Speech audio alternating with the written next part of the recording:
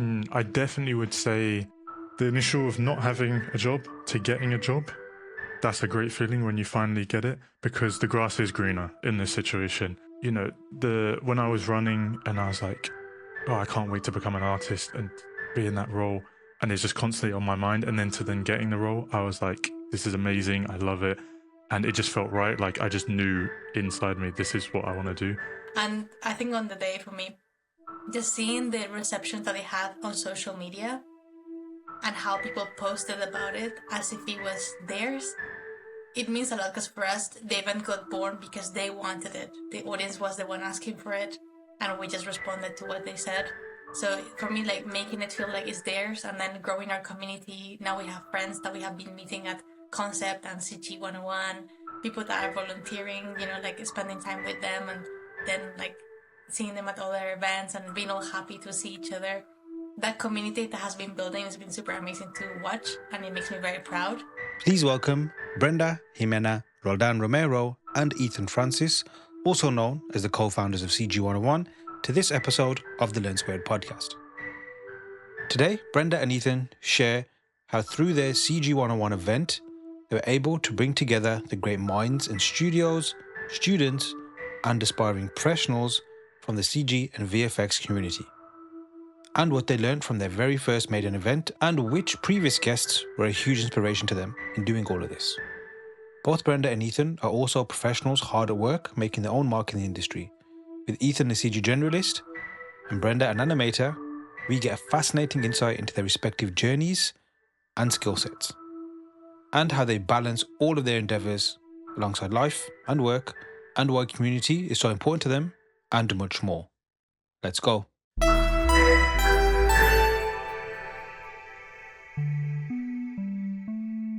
Hey everyone, welcome back to the Learn Squared podcast, and delighted to welcome on two amazing guests today from CG101, Brenda and Ethan. Welcome, guys. Thank you for having us. Yeah, thanks for having us. Looking forward to chatting.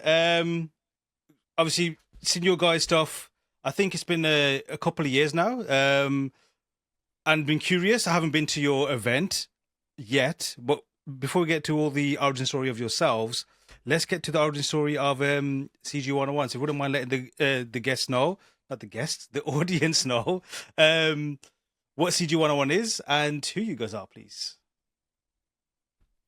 Should I just go first? Yeah. So CG101 is a conference that we have in London. It's actually born from Concept 101, in case that anyone has heard about it. Concept 101 was born now 5 years ago by some of our concept art friends. And it became very popular. They started growing their Discord community, their Instagram community. And then, by accident, they started attracting CG artists as well. So Ethan was part of the Concept 101 team from the beginning, because we're all friends from university. And I was part of other organizations. And then they basically said, wouldn't it be fun if you guys did a CG101 version? I thought that was a great idea, because, we have been friends for so long that it would be fun to have a project together. And then we started CG101. And last year was our first edition of CG101. Mm-hmm. We are super happy that it got super well received. People really supported it. It was fully booked in an hour for the first edition. And Concept 101 was fully booked in a minute. So we're really happy that the community continues. And now that with that, we are really excited to be planning the second edition now for CG101 and the 5th edition for Concept 101. Wow. So like that initial conversation, was it as simple as that? Like we should do an event and it was, let's do this? I mean, from where it was exactly born was when we went to View Conference in Torino. So Brenda's a regular attender there, and she's done talks there before. But I think it was my first time going, and I went with the concept team because we were doing it as like a Concept 101 collaboration. Huh? And I think we'd met at the pub, and it was kind of a bit of a joke, like, oh, we've got concept. And Brenda and I are 3D artists, CG 101. Yeah. And then that just spiraled to becoming more and more as the rest of the Torino kind of trip happened. And then even on the plane back. And then when we got back to London, we had like a more serious chat about it. And then from there, it literally ignited to become what it is today. So. Wow. So yeah, we've had the Concept 101 guys on a few years ago, and I've attended, I believe, every single event so far since, and I recognize you guys from those events. So like I've seen you guys around again. You see many faces there, but you guys are very busy bodies involved with a lot of the stuff moving around. So you could tell you guys are important people. What led you guys to attending the event? You mentioned obviously it was attracting CG guys as well. Brenda, starting with yourself, what led you to attending the event and just attending events in general, like say Concept Art Ones, for example? I mean, I think for me, attending events just was like a natural step when you're a student. You know, you have visiting speakers or you have a festival that you want to attend, you want to get your first foot into the industry. And I feel like if you're just getting started or you're just studying, attending those sort of networking events are very, very positive because you get to meet the right people, you get to ask the right questions and even the wrong questions. Because we don't know when you're in education or even if you're just learning by yourself, you don't know many things that are happening on a studio behind scenes or what does a role involve. So actually, like to me, going to those events helped me to imagine what different roles would look like.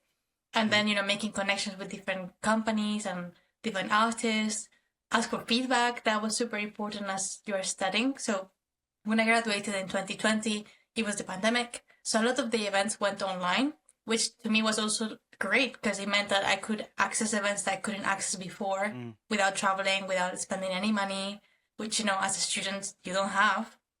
So it just became like a really easy way for me to like network and connect with people and meet people and grow and get myself out there and find my first job. So once I got my first job, I kept attending because I wanted to give back what I got.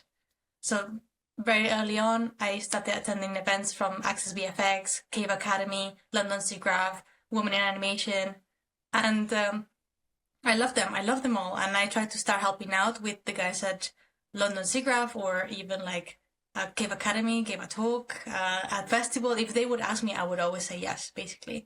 And so it was easy to be involved, and it's so rewarding to help other people. And you know, you've been there, so we know what we would have liked to have. And even as a professional now, you get to keep developing yourself, again, networking, connecting with other companies and other people, and asking different kinds of questions because now you're in a different stage of your career. So definitely, it doesn't stop. I think attending events is rewarding and useful at any stage of your career. So you haven't gotten bored yet at all? No, I mean, not even after having to organize it. I think having to organize it is super fun with Ethan. So yeah, love it. And Ethan, how about yourself? Like, what led you? Were you kind of similar, like attending events or keeping an eye on events and stuff? Brenda's much more proactive than I ever was when it comes to attending events. I think the first one I officially attended was BFX because at Bournemouth, it's part of the kind of culture of the course there. They tell you, you know, this is what you should be going to. And then you go and you realize, yeah, this makes complete sense. You know, the talks that happen, the exhibitors that come and present. So that was my first introduction to the whole conference kind of world of 3D or visual effects stuff. And then because I was part of the Concept 101 event quite early, just kind of helping on a much smaller scale, that completely changed my mind with how I view attending other events following that.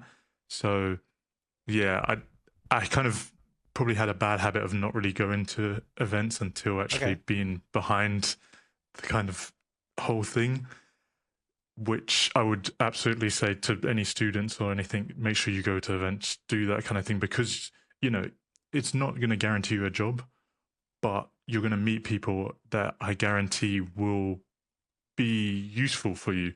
And not in like a I'm using them type of way, but like you give and take, like you can maybe help someone else, they can help you, and you help strengthen the community that we're in.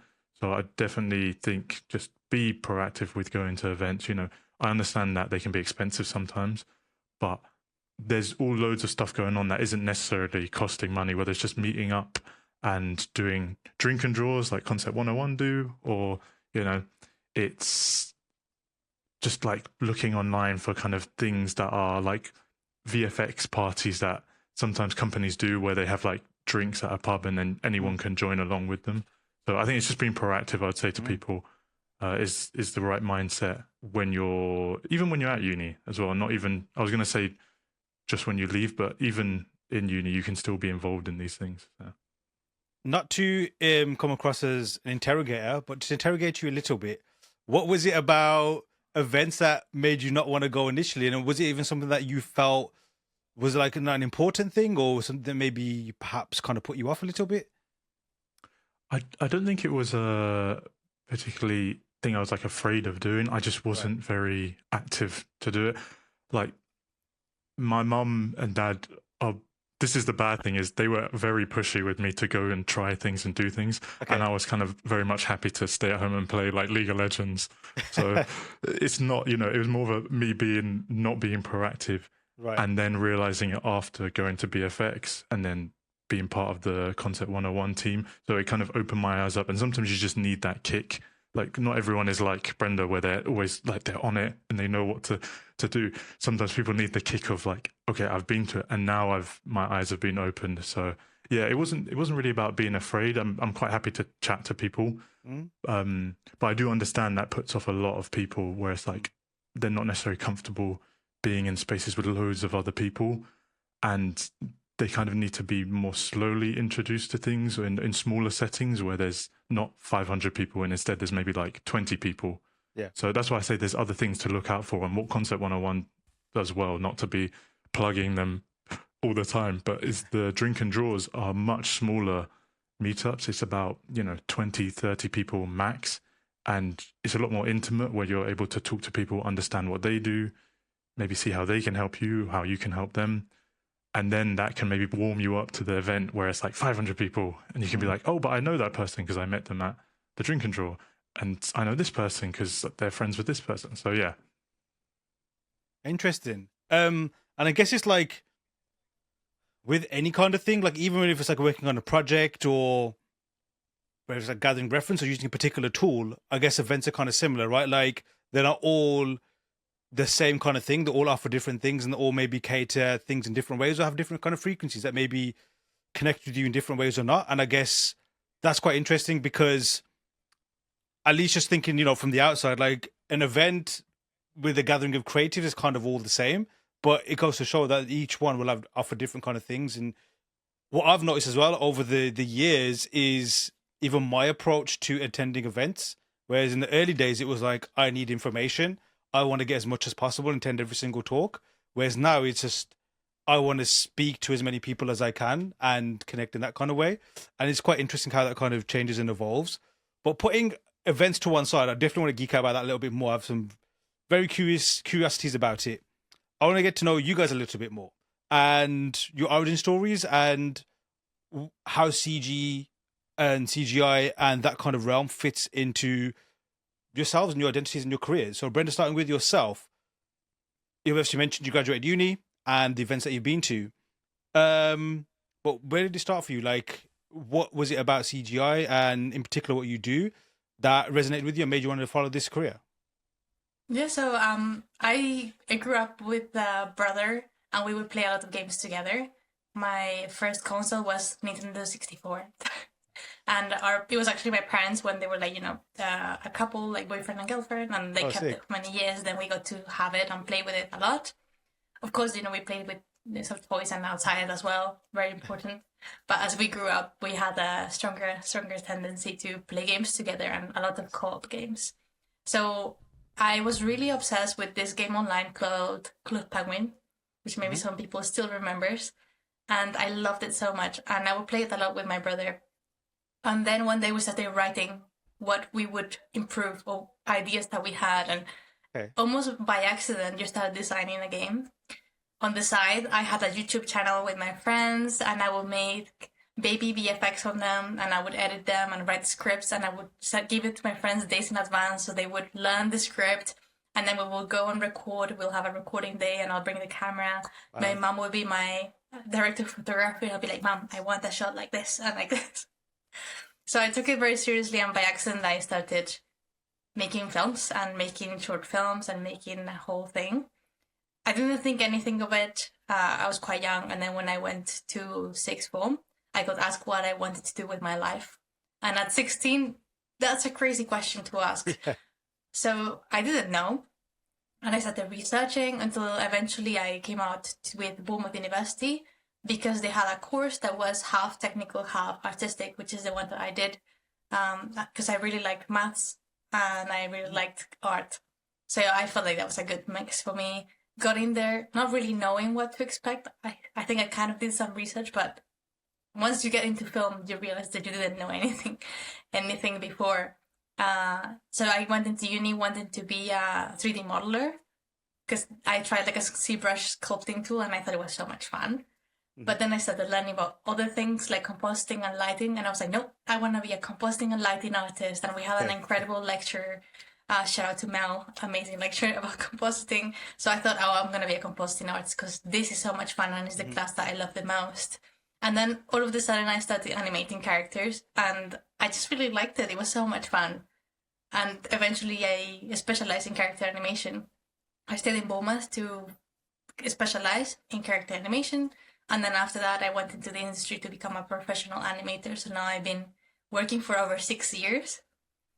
Cool. So I'm super lucky to be doing that. But yeah, it definitely took a whole journey because at the beginning my idea was I'm gonna work in games. Then I learned about film and then changed departments while I was at uni. And now I'm having loads of fun being a character animator. Nice. And Ethan, yourself? For me, I'd always kind of been drawing when I was growing up. I actually probably drew way more than I do now, which is bad. But so that's the kind of creative side of things. And my parents always kind of encouraged me to go into the creative field because they saw that I drew. My mum was a graphic designer, so she had that kind of creative side. And I think growing up from her side of things, she wasn't pushed to kind of see that creative jobs are a thing. It was from her kind of background. It was very much a no, just go into a job that will make you money, reliable. So for her, becoming a graphic designer and then seeing me drawing and stuff, she really pushed. And then my dad, obviously, as well. I initially wanted to be an architect, I think. And then I went to a firm for work experience and I loved doing all the technical drawings and stuff. But then I went on site and started to deal with like the client side of things and I was like, it's not for me. So that kind of was washed away. And then I was like, I don't really know what to do. And like uni was coming up to pick a place. And I'd been doing a lot of art because I did art, physics and maths for A levels. So I was like bouncing around these like, okay, there's art's there, but then maths and then physics are there. And my cousin had gone to Bournemouth University and she'd really enjoyed it. And she'd recommended me to just go and check it out. So I went with my mum down there. And that was a uni that got me, honestly. They showed me just what kind of could be done with the whole VFX thing. And it really opened my mind. I did go to other unis as well, but I think Bournemouth one stood out at the time the most to me. And I was like, oh yeah, I can see myself doing this, as a job and actually enjoying it. So that's how I kind of got into Bournemouth, showed them my art book. Wasn't sure whether it would be good enough, but apparently it was. So, and then I think I initially I'm like the opposite of Brenda. I was like, animation's so cool and this is what I want to do. Yeah. And then in my final year, I got to properly experience modeling and texturing. And I was like, no, this is it. And this is what I want to do. And then, even leaving uni, now I'm a generalist, so it's not even exactly the same as what it was there. So it does change. The flexibility doesn't end even at uni necessarily. Like for some it does, and because they found their thing. But then for other people, you get into the industry and you're able to tap into other things, and it does lead you other places. And I think having an open mindset is always good, no matter what stage of the career you're at. So yeah, so I left just to finish what I was saying before. I left uni. I worked at M&S for a bit because I needed money. And then I applied for a runner role at ILM and they accepted me. It was a very weird time with COVID happening. Kind of everyone was out of office. So it was a bit, chaotic. I was a junior modeler there for a bit. I left. I was doing freelance for a bit. And then I actually became a runner again at my current studio as a freelance artist because they didn't have modelers. There was only generalists. So I basically, as I was freelancing for them, just taught myself and got loads of feedback from people and then eventually had the skill, and then they promoted me to artist, a generalist, and then that's my journey, kind of speed Interesting. run. So you guys have both had like kind of actually different journeys, but similar in the sense of like it wasn't linear, right? And it was a lot of exploration and seeing different things, experimenting different things. Brenda, back to you, especially with that kind of like a lot of artists, a lot of professionals in general, like trying to figure their career out, maybe who are going for it right now at uni, those who are post uni, where they are introduced to things or maybe seeing different things here and there and realizing, hey, this is for me, but then you see something else and then oh, that's for me. When you were kind of going through that, did that kind of like, was it a negative kind of experience or was it very positive? I mean, I think when you're a student, I mean, I try to tell it to my students now, but like, just explore as much as possible. Like if you are lucky to be in the education, that means that you have time, which is precious. So like, yeah, you have time to make mistakes and you have time to try things out and you have time to do the assignment that you don't really want to do and see if you like it. And also like fail. You have the time to fail and you have the time to redo it. So it wasn't a negative experience because to me, there was something more shiny and exciting. So almost like, you just turn around, you're like, oh, that's shiny. And then you go do it. So it was definitely not in a negative way, or if anything, I don't regret that I explored it so much. I wish I would have found it sooner, because then I would have had more time to specialize. But I think that all of that journey and trying things out was part of that development. And in the end, I'm very happy that I did it that way, because as an animator, I feel like I have knowledge of other parts of the pipeline, and that becomes really important when you are collaborating with others. So, having, even if it's just a vague understanding of all of the other departments, makes it easier for everyone in the other department, because, I try to make my animation clean so effects doesn't have a hard time, or I'm trying to make sure that my characters are not floating so lighting doesn't have a hard time. So, you try to be nice to the other departments because you know how they work, even if it's vaguely. And Ethan, how about yourself? Obviously, like, is it kind of similar as well? Like in terms of, I guess, trying to find your feet, and I guess like I've had similar experiences where I'm like a moth to a flame with something new introduced, and I think that's the coolest thing. And then you end up going full circle and realizing maybe the first thing, or one of the early things, actually not better, but maybe resonates with you more. But how did you find that kind of journey? Was it similar to kind of Brenda's? Or it was more like the joy of exploration, exploring new things. Yeah. Yeah. Oh, sorry. Yeah. No. Yeah, for me, obviously, because I was at ILM and then I was a modeler, and then I left. The leaving part, I did a bunch of the different stuff. I worked on some random games. I was a cameraman at one point, shooting stuff for documentary. So I was kind of going all over the place. I was just the main thing was just trying to stay creative in like the creative field. So I was constantly doing personal work and trying to push that stuff. But I think when I went to Black Kite, I realized when they were like, you need to have a even wider range of skills.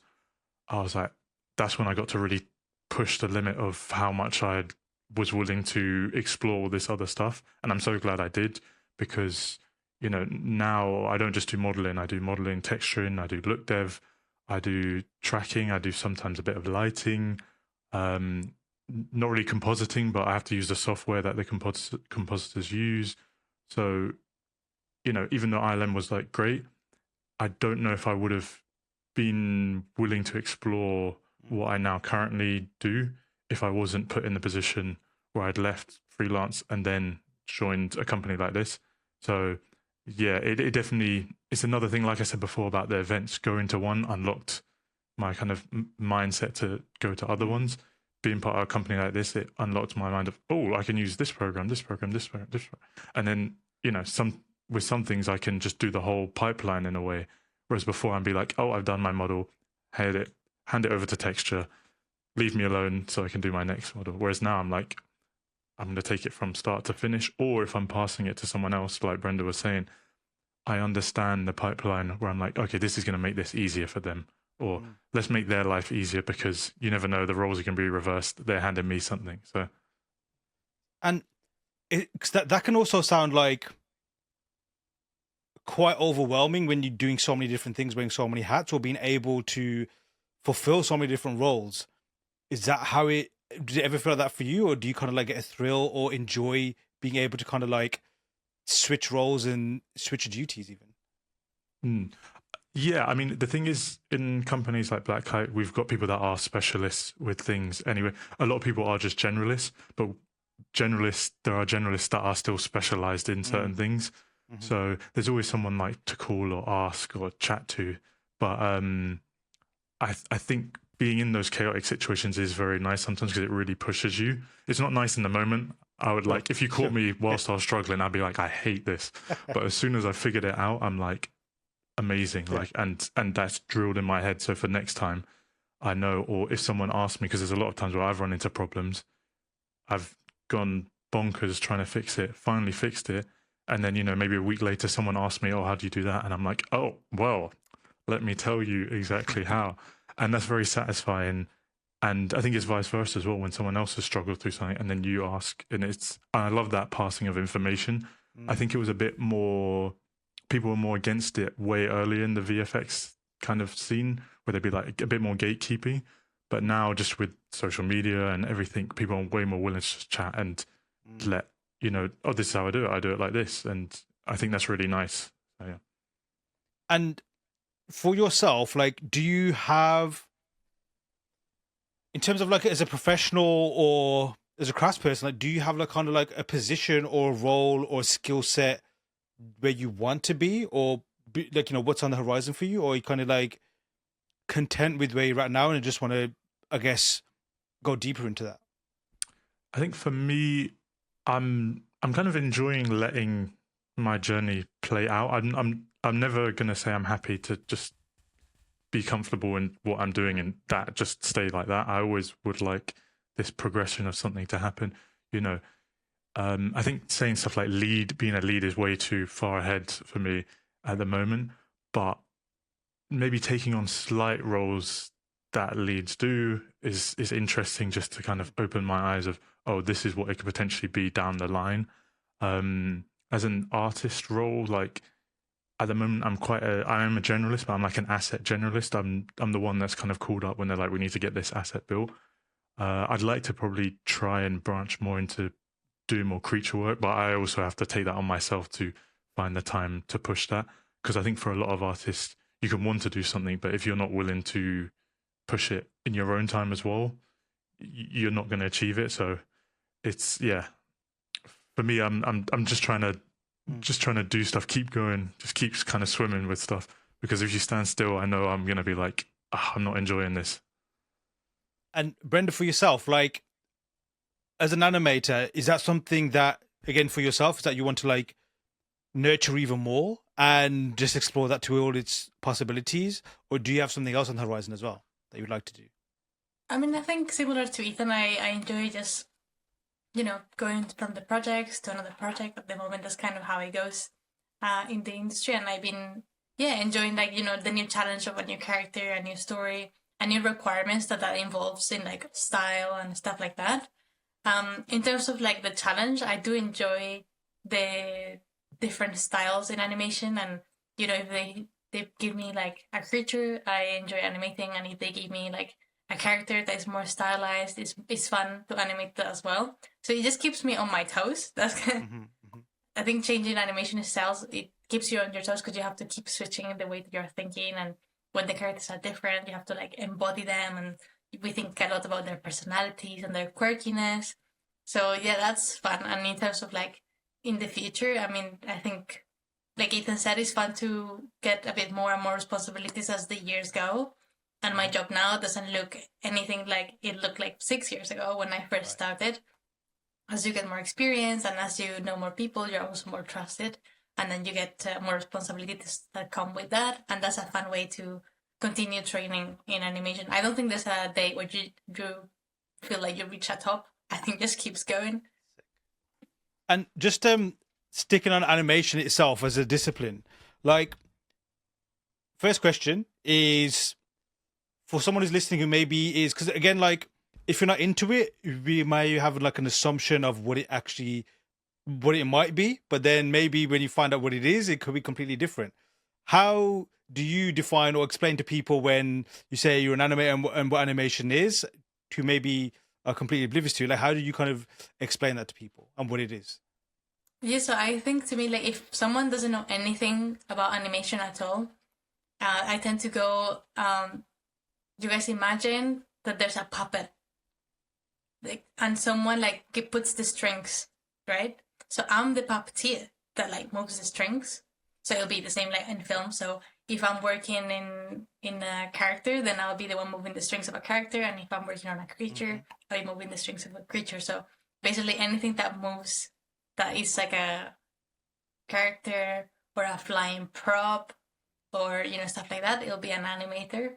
And that goes all the way from a stylized character from any animated stylized film that you guys can think of that has come out lately, all the way to something like super realistic that you might not be even expecting. So for example, when I worked on Wheel of Time, I was animating arrows because obviously we don't want to shoot actors with arrows. So then you have animators just making those flying props, and that'll be someone like creating that illusion of movement basically.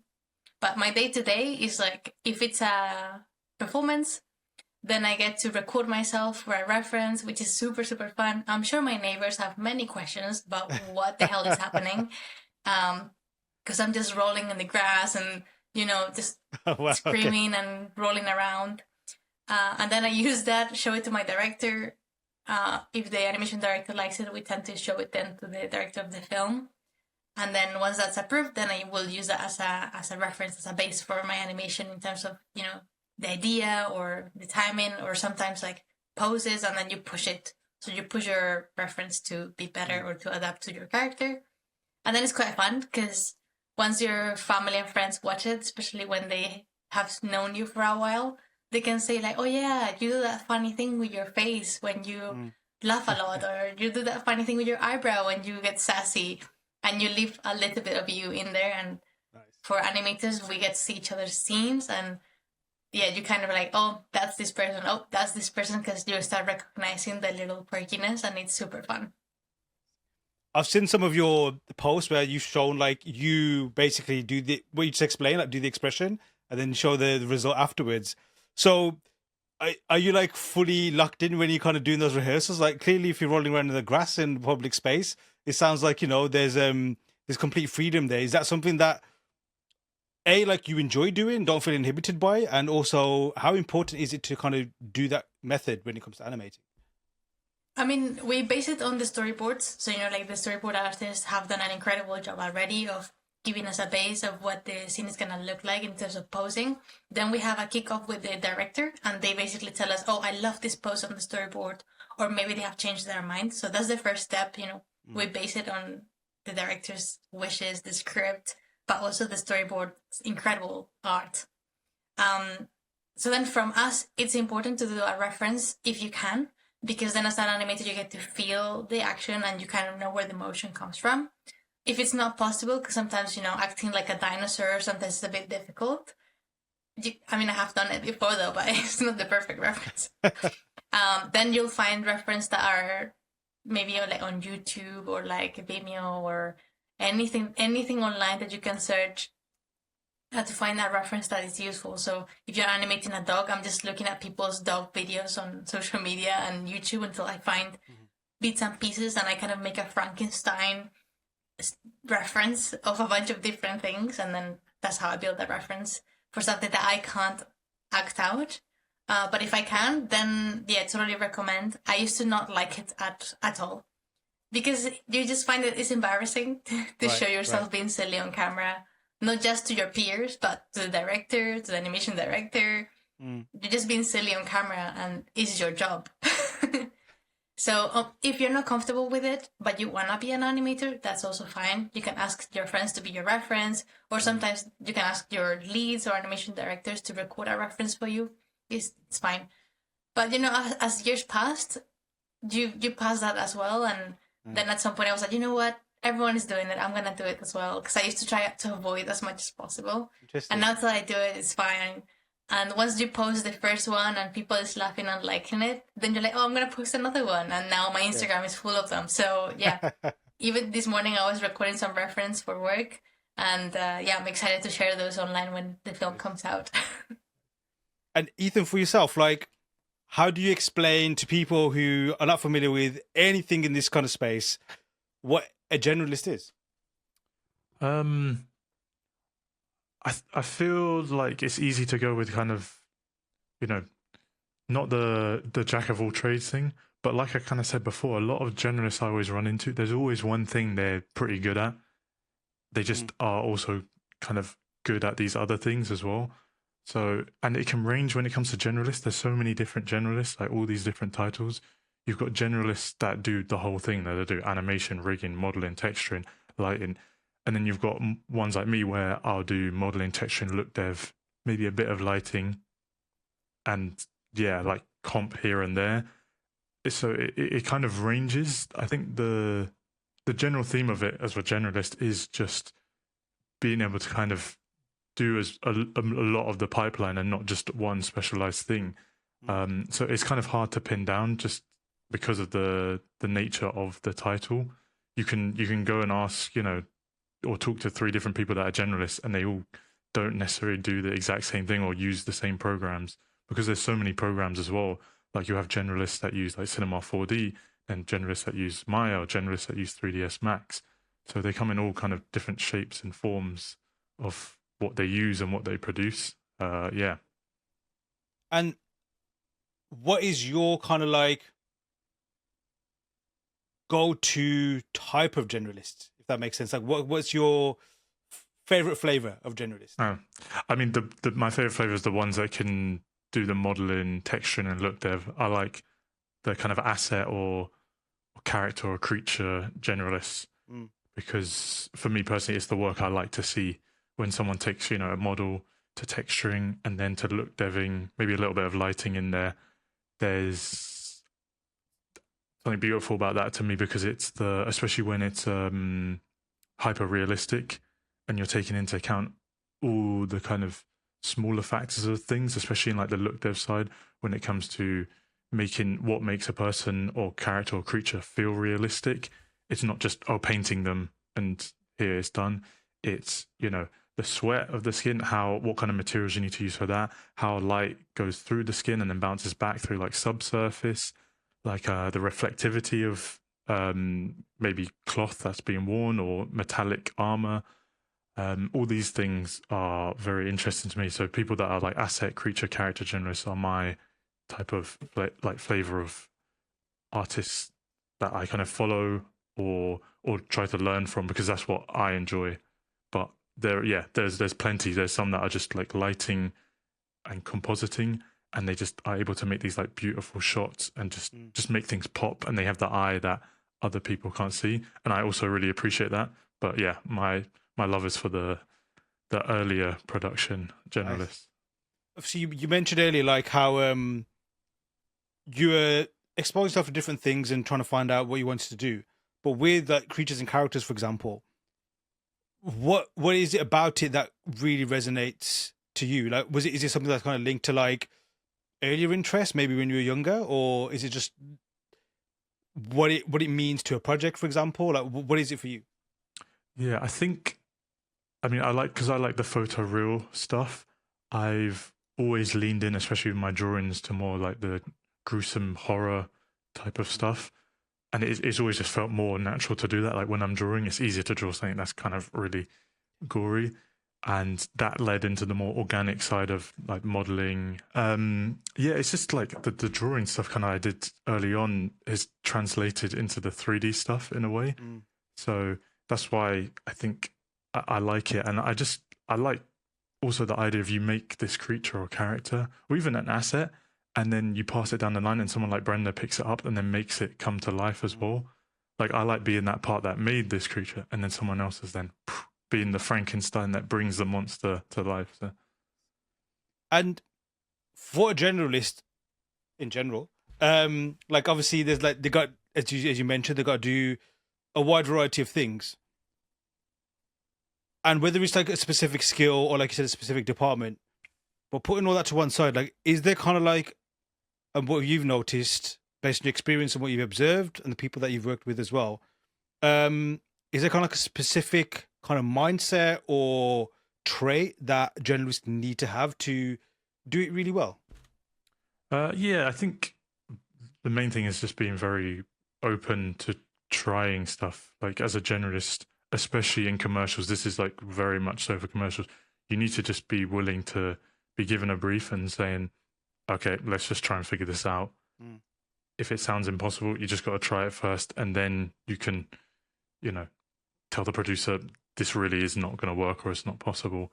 Whereas I think in other roles, it can be like, maybe in more film roles where stuff is already pre-planned, shot on set, you're given what to do and you do it really well because it's all been prepped in advance for you. But for like commercials and stuff or short form, sometimes it can be a bit more chaotic where stuff isn't necessarily prepped in the perfect way and you have to figure that out. So that kind of mindset, I think I've noticed the best type of journalists have that I'm just going to figure it out type mindset. And Brenda, for yourself, like for an animator, are there, because you mentioned a little bit like what kind of need the lens you go to achieve your goals and what your tasks are. But what ingredients would you say are vital or maybe things that aspiring animators should nurture to be a successful one? Yeah, I mean, I think for me, there was one piece of advice that the head of animation at Axis gave me while I was working with them. And he said that you should always feel a little bit scared of your shot.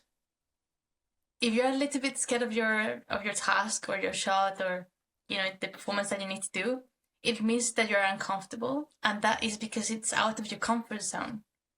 If you don't really want to do it and you're a bit scared and you're a bit like, ugh, I don't know, that's good because it means that you're growing. So after that, I'm very excited when I'm intimidated by a shot because I know that even though it's going to be tough, it means that I'm going to learn how to do something that I find scary. So yeah, that was an incredible piece of advice. And yeah, I think definitely after that, I always tell everyone that you should be a little bit scared of your work. Right. Not always, like sometimes it's nice to have a chill one. just to relax a little, but every now and then have a shot that scares you a little bit, animation wise, it's super useful. Because then you're pushing yourself, you're out of your comfort zone, you're trying something new, maybe it's something longer, maybe it's interaction. And that pushes you on the different areas of animation that we need to conquer and master and constantly learn. And it changes with every project because the style is different and the anatomy of the characters is different. So it almost was like once you finally learn how to work in a show, it's over, and then we have a completely different show with completely different characters with a completely different style. So it definitely keeps you on your toes. So similarly to Ethan, I think being curious about how things move or how things work, and and if you're scared, that's a good thing. So yeah, then don't overthink it too much. That particular advice, did it connect with you and click with you straight away, or did it take a while for it to kind of like make sense? What that really meant? I mean, I think it clicked with me quite fast for that specific one. When I was working at Axis, we were doing Eyes of Wakanda, and that was definitely like one of the projects that I have enjoyed the most. But also, I found it super difficult because I think I was 3 years in. I thought, okay, I got it. Like I know what I'm doing, and once I got there, I was like, okay, I don't know what I'm doing. This is a very difficult show. But the animation director Bader was amazing. He was very much like a teacher, right? Like he really enjoyed teaching. So he would gather us all in a Zoom call to teach us for like an hour and a half or 2 hours how he would animate a shot. So it was really cool because then you got to see his workflow and how he wanted us all to animate, and we got to learn a lot. So then, I'm struggling, I'm learning, slowly I'm making progress. And my animation director and my leads were like super good at encouraging the team, and also like if you did something right, they would tell you like that was great, see, like there you go, you got it. They really like believed in everyone, which was an amazing team at Axis. So then when the head of animation told me that kind of advice, I was like, I get it, because I feel like I've been in this I've been in this constant piece of fear, and I feel like I'm making progress and I'm getting more comfortable. So as time passed and as we were doing the show, I felt more and more comfortable, and I felt like I learned more and more. It felt super intense, but I loved it so much. Nice. And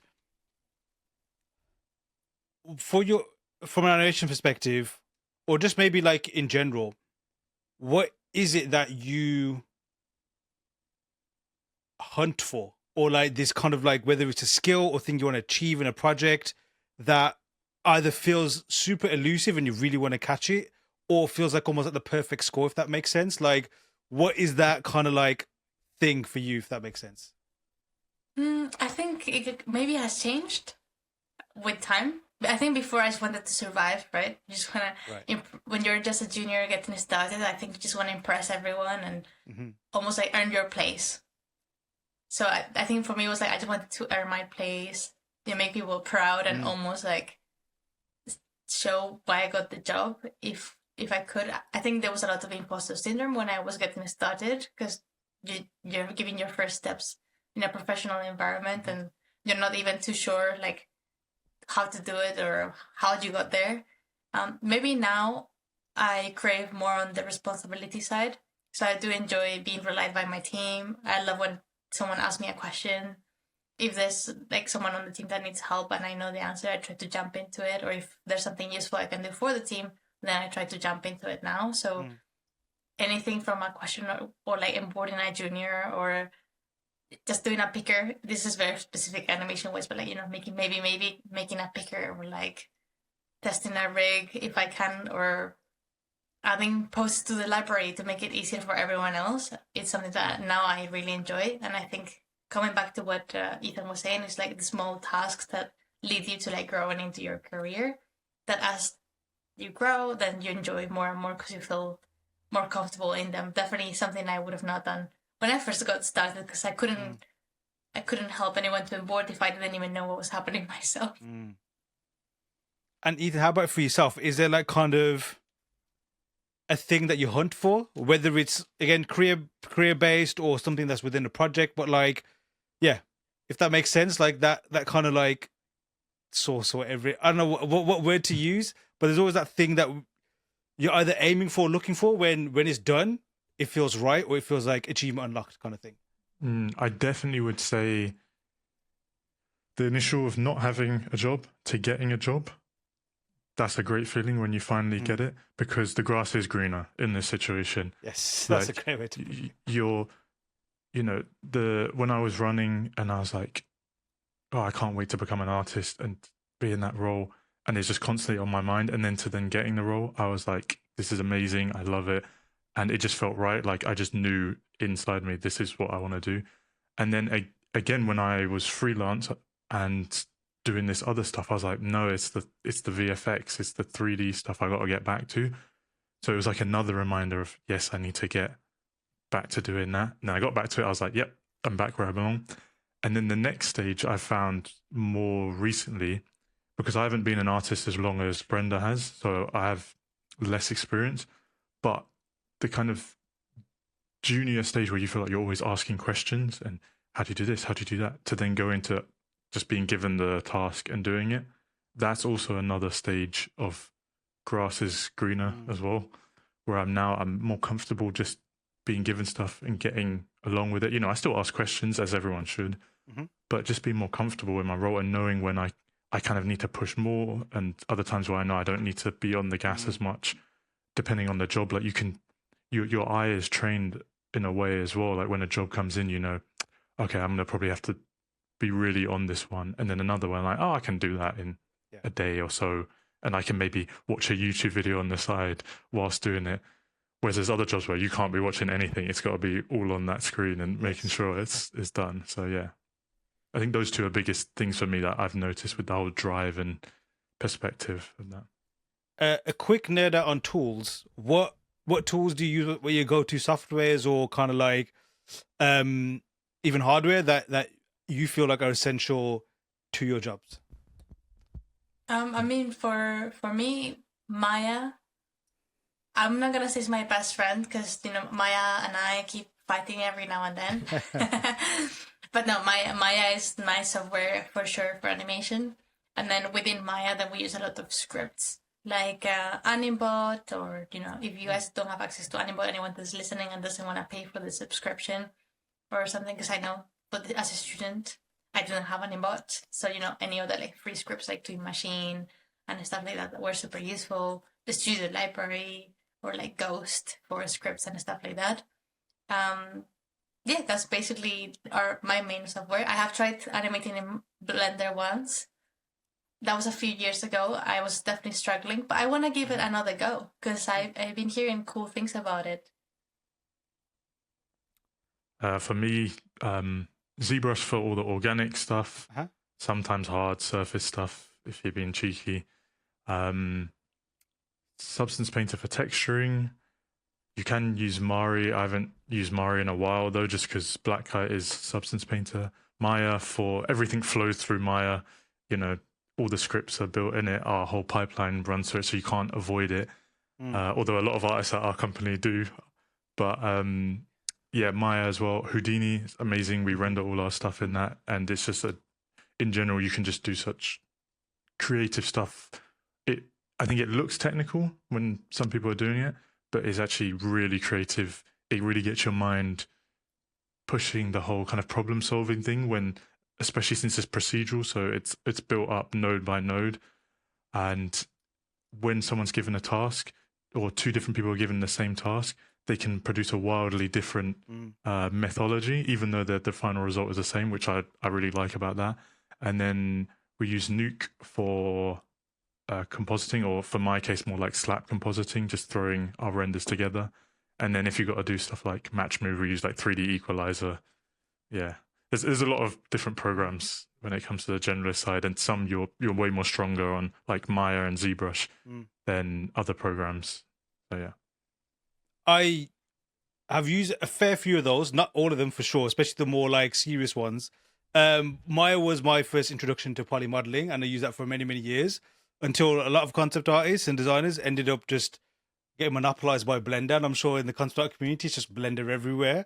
But I've also heard, like, when it comes to productions a lot, Maya, and that's one of the reasons why it's introduced to us when I was at uni, which was Maya, was like, that is what is used on productions and things like that as well. Is Blender starting to creep in to your industries as much, or is it always getting battered away by the need of Maya? And like, why is Maya so prominent in a lot of the work that you guys do in that particular kind of field?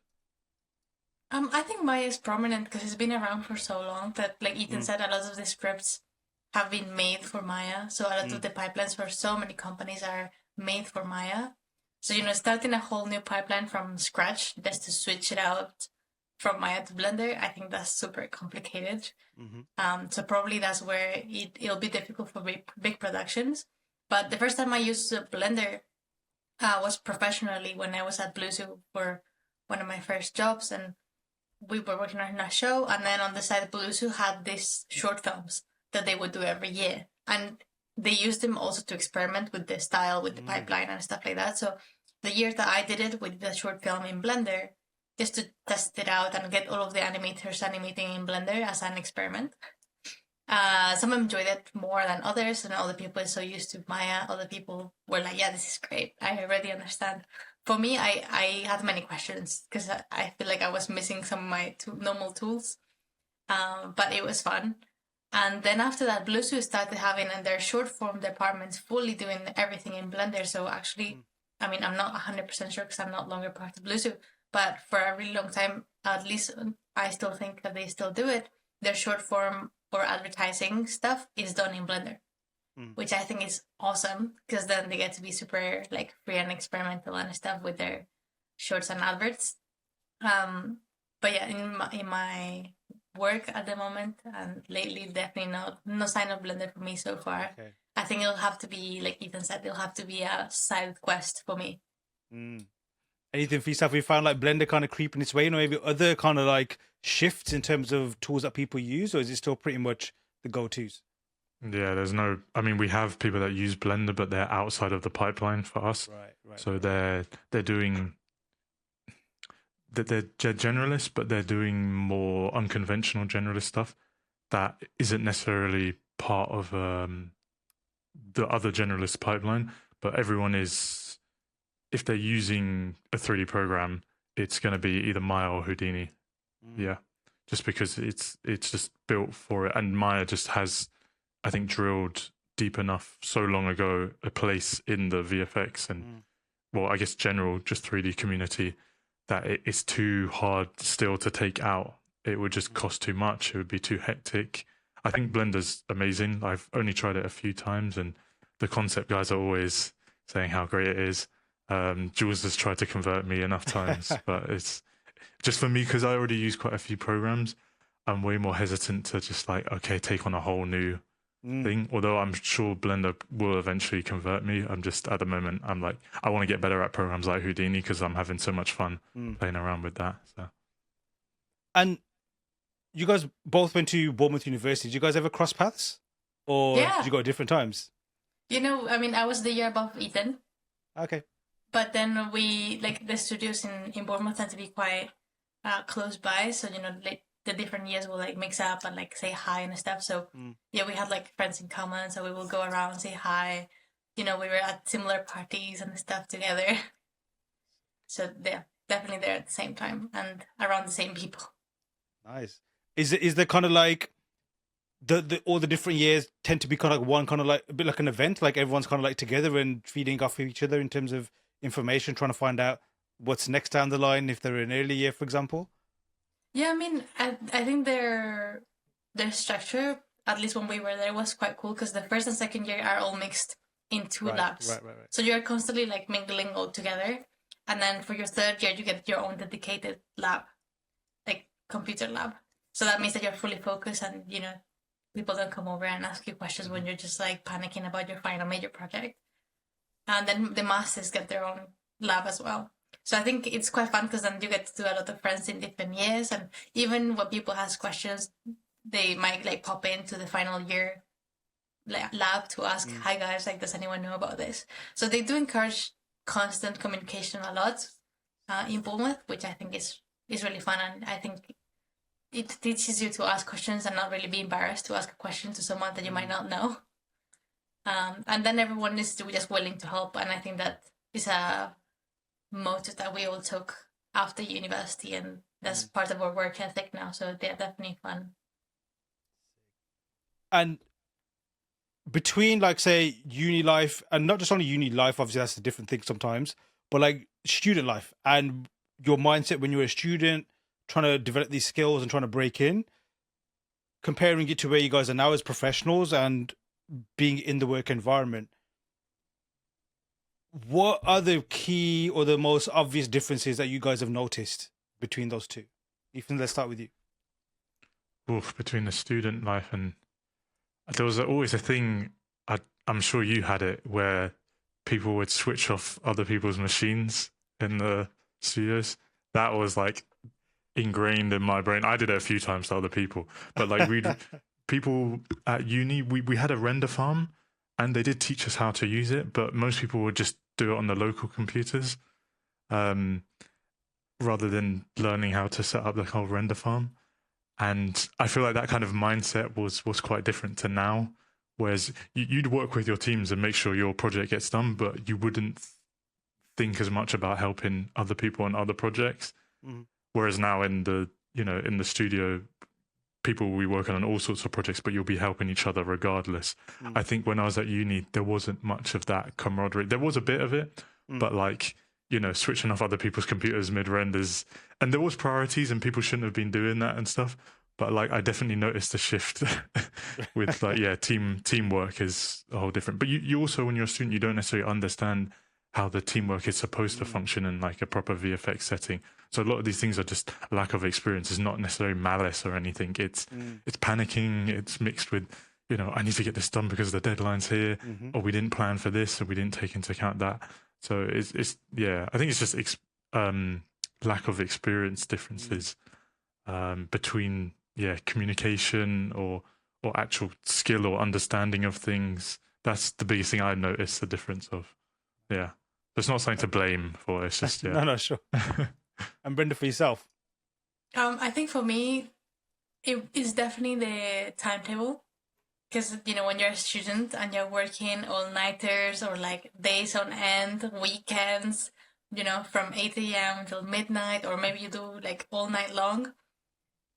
And when I would go to work, and I was like, oh wow, 9 till 5 or 9 till 6, and then 6 p.m. would reach, and I would think, what am I supposed to do now? So yeah, that was great, having more time and weekends and bank holidays and stuff. So yeah, the time was an amazing thing to receive once I started working. So let's get back to events. So you guys mentioned the Concept 101 guys. Start off with the conversation. It's already quite clear that you guys are very passionate about your jobs, your vocations, the everything around it, and also sharing information. What was it like getting that first event off the ground? Is it what you expected? Was it like super scary? Was it a bunch of things mixed into one? I think for me, like the first thing that I would say to that is that we had the incredible work from the Concept 101 team. Obviously, for me, including Ethan, because he was also part of that team. Those guys got the event off the ground, and they did all of the heavy lifting, in my opinion. They got the brand off the ground. They got the whole idea of how it was going to work, how it's going to look. So for us, jumping into CG101, it became like a twin event of Concept 101. And a lot of the questions of how is the event going to look like, what does the timetable look like, was already resolved for us, because these guys have been working super hard to establish it. So, for me, big shout out to all of them, because they've been on it from the beginning, and they built such a lovely, lovely community. So, anything but thankful. And when they came, I was just hyper and so happy to be working with my friends, because every time that we had a meeting, or every time that we had a call, or every time that we would be organizing it, it has always felt fun. And working with Ethan as a co-director is incredible. He's just so much fun to work with. And even for yourself, what was it like the leading up to the first event?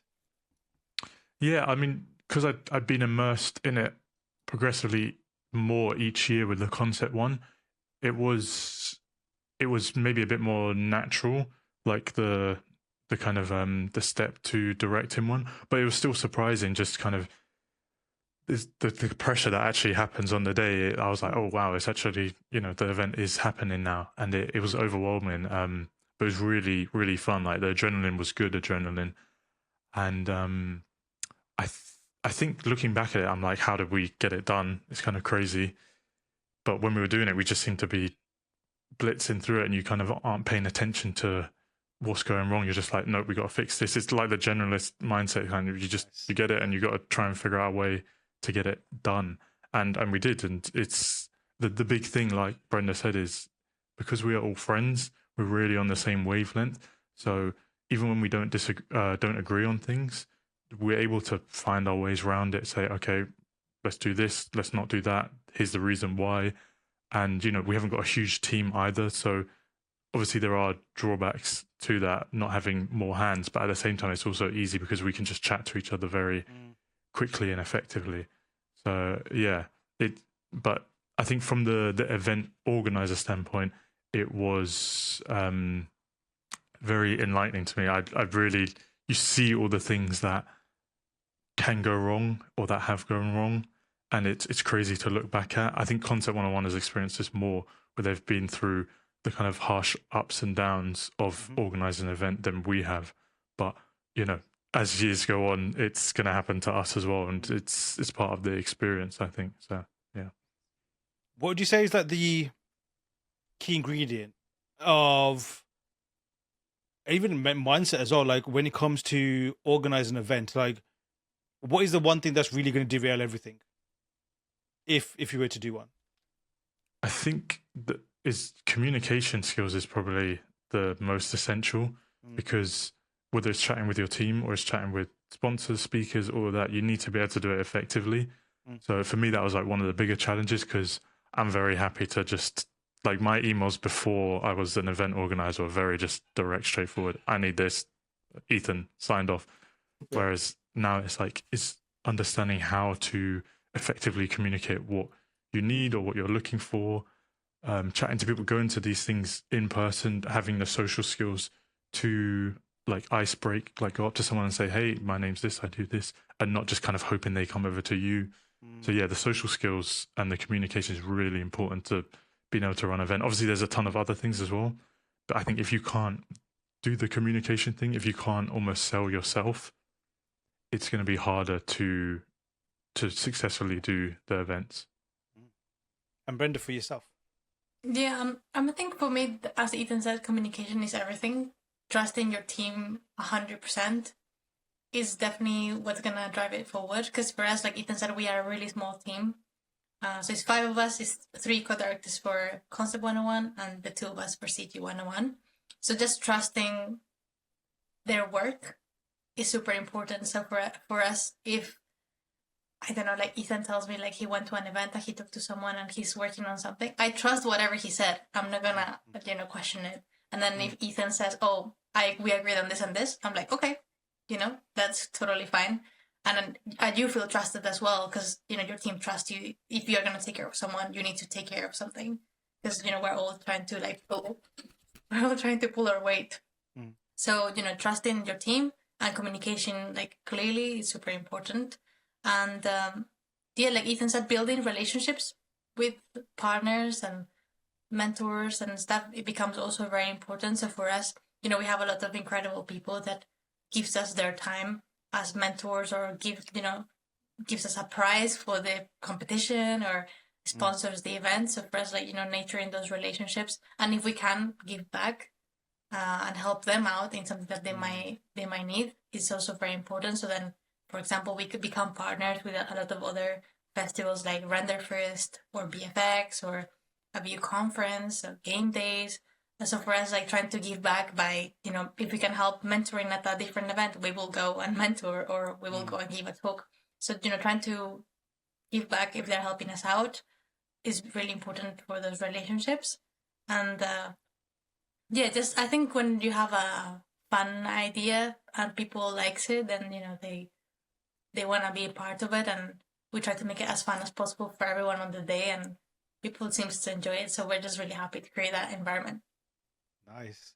So when it came to, I guess, the mission of the event or the goals of the event, obviously with the Concept 101, it's primarily catered towards concept artists. Obviously, as you guys mentioned, different disciplines, and I've met other people there as well who were not concept artists that still attended and wanted to check everything out as well. But what was your mission or things that you felt needed to be in the CG101 event that maybe you couldn't get elsewhere? I think for us, it became very special to have one place for everything happening. So what I mean by that is you have, BFX, advertising, feature animation, and anything that is maybe a bit more quirky or pre-production, as in previous or post-production and stuff like that. So all under one roof because we're all on the CG pipeline, right? That as a start, but also having the speakers in the same venue. People can go and talk to the speakers, and above everything, having an event that is free makes it as accessible because we were there, when you're a student and you want to attend an event and they're expensive and you can't really spend the money on a really expensive ticket plus travel plus accommodation plus food. So we're trying to make it accessible. That was the main core mission for us. And then as a professional, even we want to have those opportunities as well of asking a supervisor what they do or advice to keep growing on your career. So trying to cater not just for, early talent or people that are just getting started or are just graduating, but also cater for anyone that wants to level up and, more specific or advanced talks about very specific niche things. So for example, last year we had a talk about Houdini, very specific stuff on their software, but we also had a talk about what is it to be a CG supervisor. So it was very specific to people with experience. And we also had panels about, getting your career started and more on the early path. So I think just having everyone under one roof is very special. Cool. And for the first event itself, did you have an idea of how it would go? And how did that compare to how it actually went, Ethan? I mean, mine was just based on the concept one. I was like, okay, a successful event means it was like what happened at the previous concept. Mm-hmm. So if we get that happening, I'm happy. And when it did happen, I think the first talk that was on the main stage that I was dealing with, it went slightly wrong. Like the actual talk wasn't working. I was like, oh my God, it's Okay. like chaotic. And like of all the things that happen, really. But luckily it was still on time. Like we'd actually factored into the whole thing having delays between talks. So we had that kind of wiggle room and it was all good. And it was just the nerves, I think. But yeah, and we also had train strikes on the day. So people were like coming late and it affected kind of the initial flow of people. Everyone kind of came just a bit later and it was full by the end of it. But things like that I was worried about, and then they did happen. So I was like, oh God, how's the event going to be? But it turned out fine and we were very happy with it. So yeah. And Brenda, for yourself, like, did you have certain expectations leading up to it? And yeah, again, versus how it actually went. Do you know, I mean, for me, similar. Even though I wasn't part of the Concept 101 team, they have been my friends for many years, so I attended all of the editions. So I knew what it looked like, and I really wanted to make sure that not only, like, we made proud all of the audience that are happy and, fans of the Concept 101 brand, but also, like, our friends first trusting us into expanding the brand, right? Into expanding their name. So I wanted to make sure that, our friends were happy. What you want to make the audience happy and excited, and it got so well received when we released the tickets and everyone was so hyped that I just wanted to make sure that everyone was like happy and proud. And I think on the day, for me, just seeing the reception that they had on social media and how people posted about it as if it was theirs, it means a lot, because for us the event got born because they wanted it. The audience was the one asking for it and we just responded to what they said. So for me, like, making it feel like it's theirs and then growing our community. Now we have friends that we have been meeting at Concept and CG101, people that are volunteering, like spending time with them, and then like seeing them at other events and being all happy to see each other. That community that has been building has been super amazing to watch, and it makes me very proud. But yeah, the reception that they had when the event came, like on the day, was incredible, because you feel very loved, because you just see all the social media posts and they're so excited to be there. And that was amazing. And what was it like for, in fact, how did it influence you in any particular way, like getting the feedback that you got? Has it changed how you're going to do future events, or has it almost solidified the approach that you had initially to continue that same kind of formula, if that makes sense? I think events constantly change depending on needs of what like the audience might need. So for us, like, we got some feedback, from the mentors, from the mentees, from the speakers, from the audience. So we try to take it on board as much as we possibly can. Try to make it better and better, bigger and bigger, and more exciting if we can, and keeping everyone happier. So we try to import it. So yeah, I think there's no perfect way to do it, but we are happy to just keep asking and try to develop it as much as possible in like a better and better way every time. And with getting people on board, and that's particularly like, companies and sponsors and all that kind of stuff, like, what was that journey like? I'm assuming it's not going to be easy to say, hey, we got an event, can you just come and sponsor it, and it's all like rosy? Or was it even like that, Ethan? I think that side of stuff was probably the most eye-opening, because it becomes a business thing. You're no longer like, we specialize in being creatives. We're artists in the VFX or animation, whatever. So that kind of was a bit of a surprise to me, and it's having your business mindset on and being like, okay, what are they looking for? How can we convince them to be part of this event? What are we providing in terms of value? Because, the audience can want it, but if the sponsors don't want it, then it's not happening. So because it is a free event, it both have to get value from it, not just one. So reaching out to people, it absolutely helps so that we're in the industry, because we have that unique approach to sponsors, especially if they're our own companies or it's someone we know through someone else. We're artists, so we know who to go for. Like, we know the softwares to reach out to. We know the companies that might be releasing projects that maybe want to talk about it on the big screen with people. So yeah, it's a different approach, but it's been very insightful, kind of going through that journey of reaching out to sponsors. And it's very up and down. It can be very motivating, but also very demoralizing as well. And Brenda, like for the event itself, for someone attending maybe for the first time, what is available for people to experience on the day? Yeah, so for us, for our CG1 event, we have 12 talks throughout the day, divided into 2 stages. And we also have mentoring throughout the day. So we will announce our mentors ahead of time. So you get to go to our website and look who's going to be around. And then on the day, you get to come in and book sometime with a mentor of your choice. Just to reiterate, this is all for free. There's no paying or hidden cost or fees at any point. But you can basically just come in on the day, book your mentoring time with your desired mentor. You bring a laptop, a tablet, or something to like showcase your work, and then they get to like give you some feedback, spend some time with you. So that's the mentoring side. And we also have a competition side of things, which is really exciting. So again, before the event, we run different briefs. So we have a professional brief for anyone that wants to participate, but we also have 2 student competitions for film and games. So if anyone is working on a short film or a game, they get to submit it. And we have an amazing jury that gets to pick the top 3 of each category. And the top 3 gets screened at the event, because we also want to celebrate any upcoming talent. And then there's a lot of really cool prizes.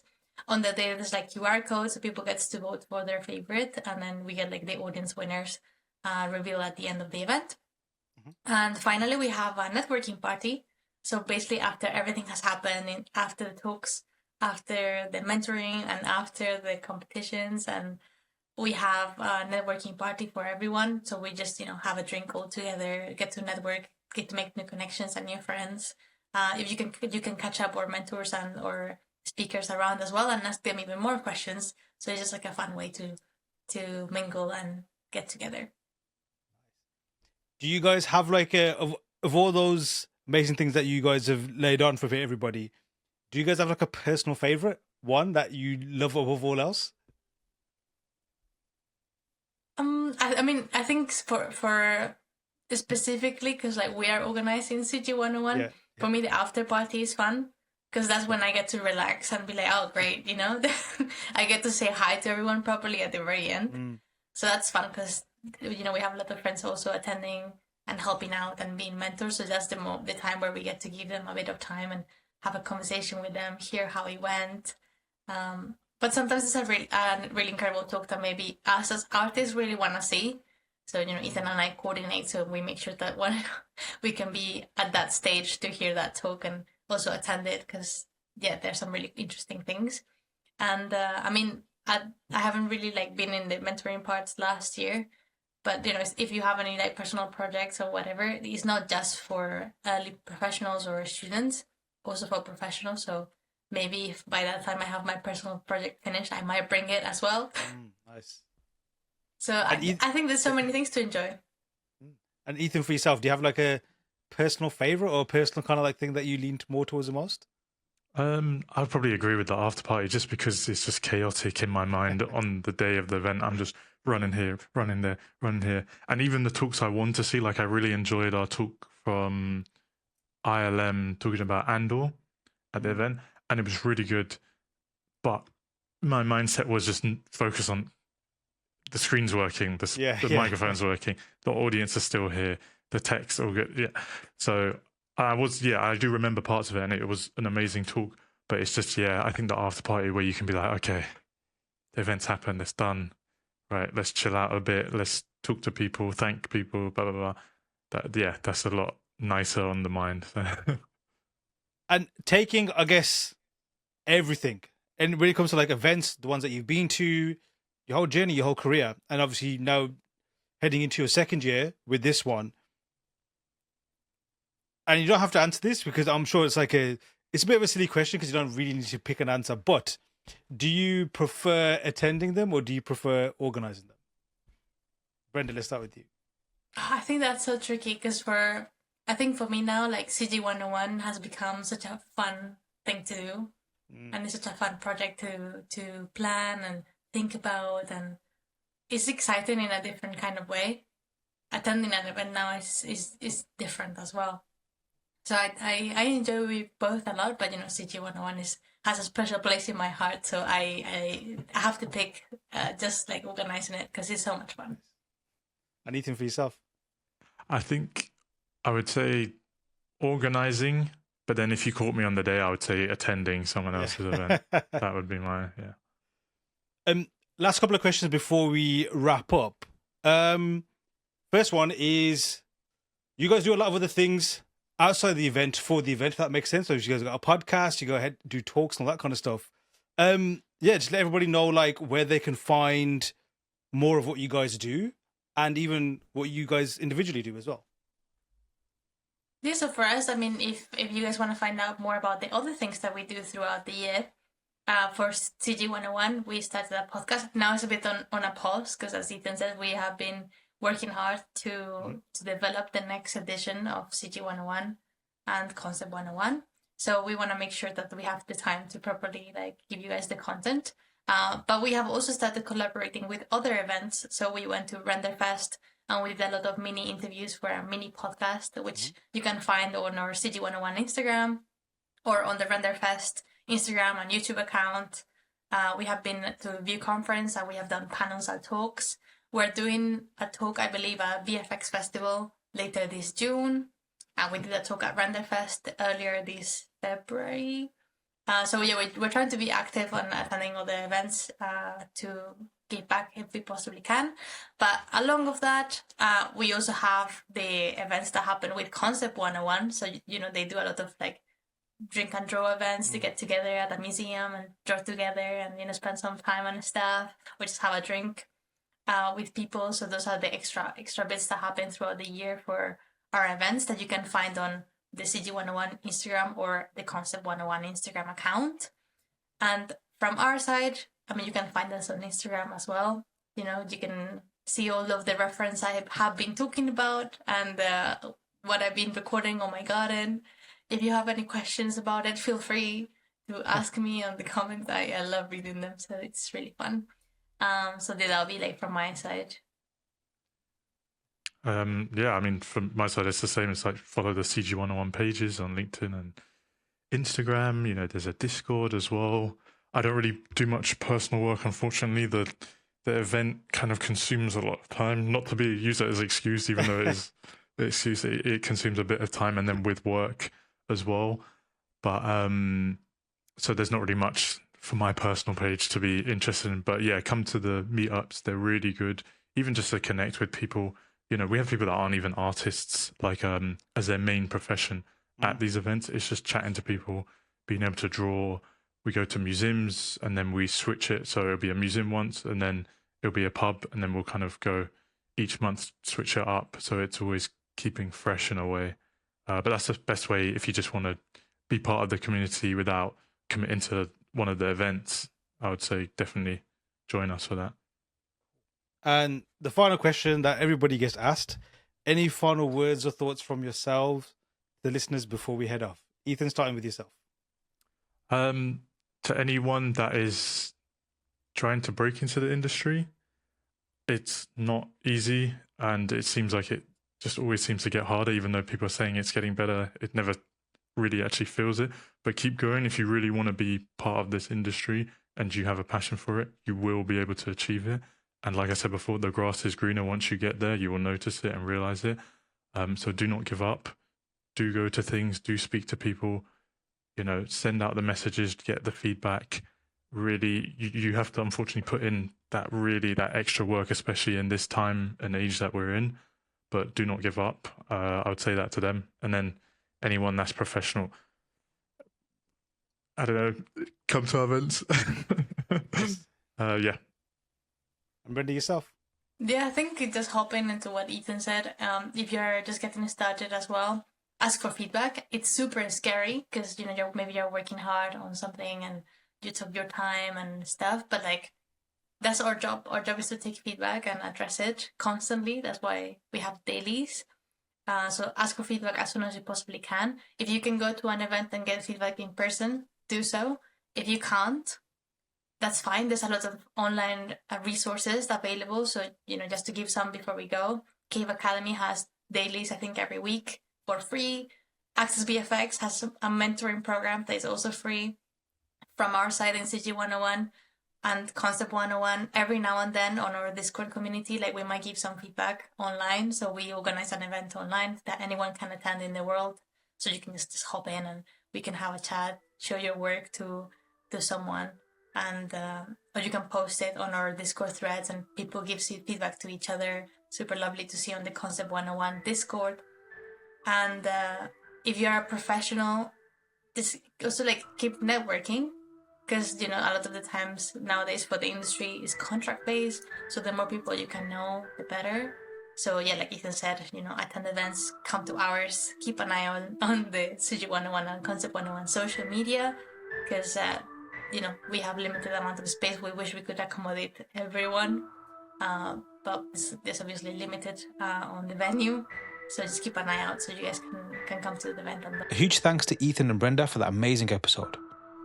Hit the links attached to see what they and CG101 are up to, and be sure to give them a follow. Then when you're done, head to learnsquared.com and take our game-changing courses. Remember, all of our first lessons are free. All you need is a free Learn Squared account and you can start learning right away.